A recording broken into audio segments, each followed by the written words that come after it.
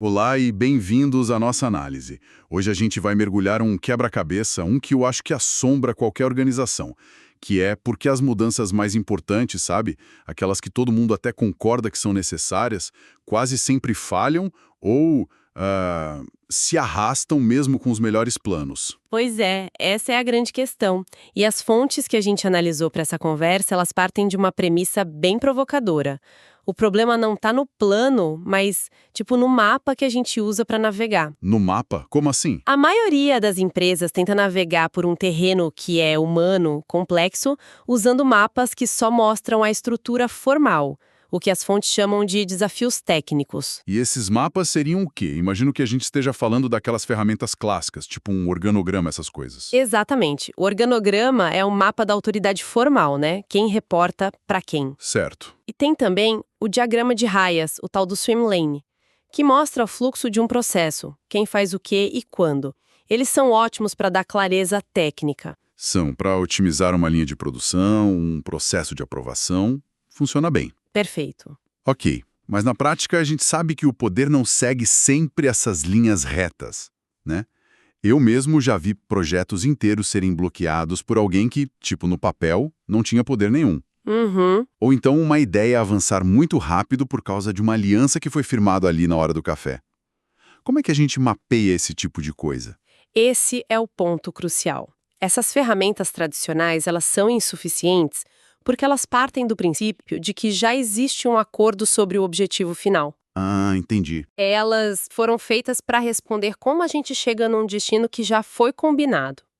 Mas o que as fontes chamam de desafio adaptativo, ele acontece justamente quando as pessoas discordam sobre o próprio destino da viagem. É um conflito de valores, então. É um conflito de valores, de visões de mundo.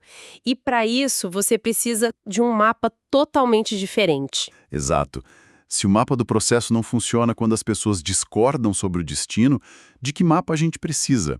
Um que mostre o terreno humano, imagino. As alianças, os medos, os conflitos. Isso. E é justamente aí que as fontes apresentam uma ideia que eu achei, fascinante. O mapa de stakeholders. E a beleza dele está na simplicidade, não é um software complexo, nada disso. É um exercício de pensamento visual. E a analogia central que estrutura tudo é a de uma mesa de jantar. Olha, quando eu li sobre essa analogia da mesa de jantar, eu confesso que no começo achei até simples demais. Mas o jeito como a ideia é construída foi isso que me pegou. Me ajuda a entender como funciona na prática, passo a passo? Claro. Primeiro, a gente desenha um grande círculo. Essa é a mesa. É o espaço que contém o problema. Ok, a mesa. No centro dessa mesa, a gente coloca o que as fontes chamam de a refeição, o desafio adaptativo em si. Algo como, mudar nossa cultura para sermos mais inovadores. Certo. E é fundamental que seja uma descrição neutra, sabe? Que todos na mesa reconheçam como o tema central, mesmo que discordem sobre ele. Entendi, é o prato principal que todo mundo vai ter que discutir. E quem senta nessa mesa? Ou o grupo-chave.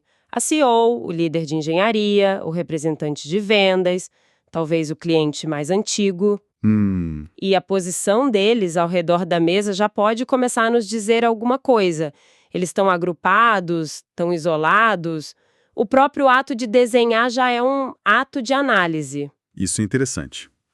Mas essas pessoas não estão ali sozinhas, né? Elas representam outros grupos, certo? O líder de vendas, por exemplo, fala pela equipe dele, que tem metas, comissões. Perfeito. E o mapa captura isso. No quarto passo, do lado de fora do círculo da mesa, a gente conecta cada pessoa aos grupos que ela representa, a sua base, por assim dizer. A base. A fonte chama de constituencies. Mas a ideia é essa. Para quem essa pessoa presta contas, a quem ela é leal. Isso mostra que as pressões sobre cada um vêm de fora daquela sala. Faz todo sentido. Isso força a gente a pensar não só em quem está na reunião, mas em quem eles estão representando lá fora.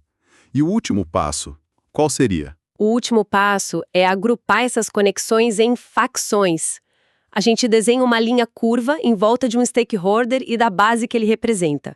E o curioso é que essas facções nem sempre correspondem aos departamentos de organograma. Ah, é? Sim, você pode ter, por exemplo, uma facção de veteranos da empresa, que inclui gente de marketing e de TI, unidos por uma lealdade à cultura antiga. Entendi. Então, é muito mais do que um desenho, é um documento vivo, uma ferramenta de diagnóstico que vai evoluindo. Exatamente. Quanto mais a gente entende o sistema, mais preciso o mapa fica. O mapa não é a resposta. Ele é a plataforma para a gente conseguir fazer as perguntas certas. Ele organiza o caos de opiniões num sistema que pode ser analisado. Ok, então o mapa está na nossa frente. A mesa, a refeição, os convidados e as facções. Como que isso nos ajuda a decifrar aquele quebra-cabeça do início sobre por que as mudanças falham? É que agora, em vez de ouvir um monte de ruído, a gente consegue fazer perguntas de diagnóstico muito específicas. A primeira e mais básica é: como cada facção enxerga a refeição? Ou seja, como cada grupo define o problema? Pera, isso parece óbvio, mas é muito sutil. Quer dizer que, embora todos estejam olhando para o mesmo prato no centro da mesa, o tal mudar a cultura, cada um está vendo uma coisa diferente. Precisamente. Para a diretoria, o problema pode ser: precisamos de mais agilidade para competir. Para a equipe de engenharia, pode ser: estão querendo apressar nosso trabalho e diminuir a qualidade. Para o time de vendas: vão mudar meu sistema de comissão e eu vou perder dinheiro. É a mesma situação, mas são problemas fundamentalmente diferentes. O mapa nos ajuda a ver que eles nem sequer concordam sobre qual é o problema a ser resolvido. Nossa, isso por si só já explica muita coisa. E qual seria o próximo nível de investigação depois de entender a perspectiva? Depois de entender a perspectiva, a gente precisa ir mais fundo. Quais são os valores que sustentam a visão de cada facção? Uma facção pode valorizar estabilidade, previsibilidade, a tradição. Outra pode valorizar inovação, risco, disrupção. Entendi. Esses valores são como o sistema operacional invisível que roda por baixo de todos os argumentos, sabe? Sem entender isso, a conversa fica só na superfície. É como se cada facção trouxesse um tempero secreto para essa refeição, que muda completamente o sabor para eles. Como a gente descobre esses ingredientes ocultos? Essa é uma ótima analogia. E ela nos leva à terceira pergunta, que talvez seja a mais poderosa de todas. As fontes nos desafiam a perguntar: o que cada facção tem a perder?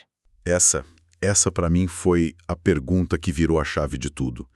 Porque a gente sempre acha que as pessoas resistem à mudança por teimosia, por serem do contra. Sim, é o padrão. Mas a ideia aqui é que ninguém resiste à mudança. As pessoas resistem à perda. Isso é muito profundo. Sem dúvida. E a perda vai muito além do óbvio, como um cargo ou salário. Pode ser a perda de competência. Pensa no especialista que domina o sistema antigo.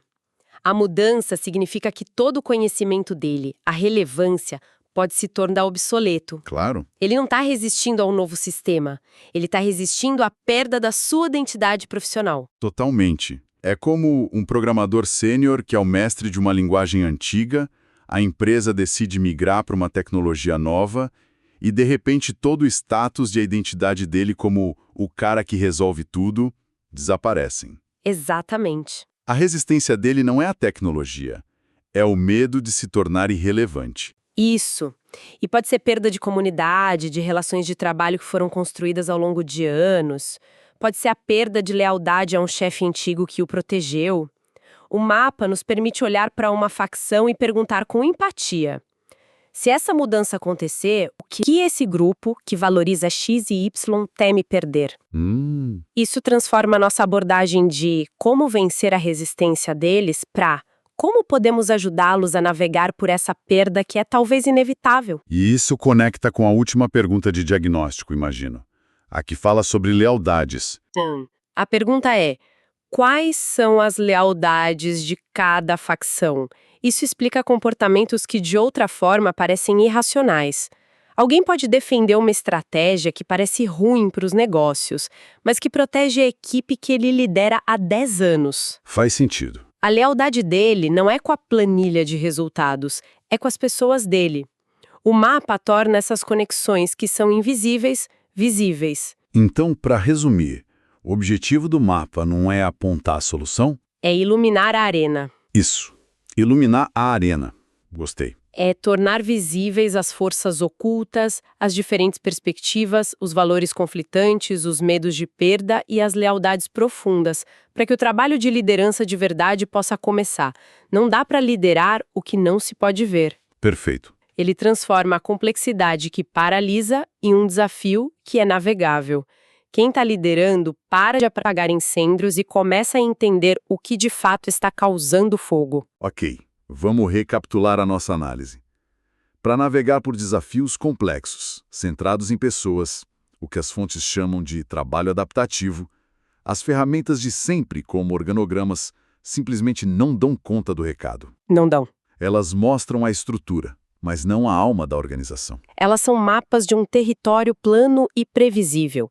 Mas os desafios adaptativos são um terreno montanhoso com vales escondidos e alianças secretas. Você precisa de um mapa topográfico das relações humanas. Boa. E essa é a função do mapa de stakeholders. Usando a metáfora da mesa de jantar, ele nos ajuda a visualizar essa rede de relações, valores, lealdades e, o mais importante, as perdas potenciais que realmente movem o comportamento das pessoas. E isso nos deixa com um pensamento final para explorar. O mapa que a gente desenha é uma fotografia do presente. Ele mostra as facções e os conflitos e as alianças como elas existem hoje. Certo. A questão provocativa que fica é: onde, neste mapa, uma nova aliança poderia ser formada? Como assim? Quais dois grupos, que hoje parecem completamente opostos, podem ter um valor compartilhado que ninguém notou? Ou, e isso é ainda mais poderoso, qual a perda em comum que ambos temem e que poderia uni-los? O mapa não é só um diagnóstico do que está quebrado. Ele pode ser um guia para construir pontes. O verdadeiro trabalho de liderança, então, talvez seja o de identificar e conectar esses pontos, criando uma nova facção que antes parecia impossível e que pode finalmente fazer o trabalho avançar.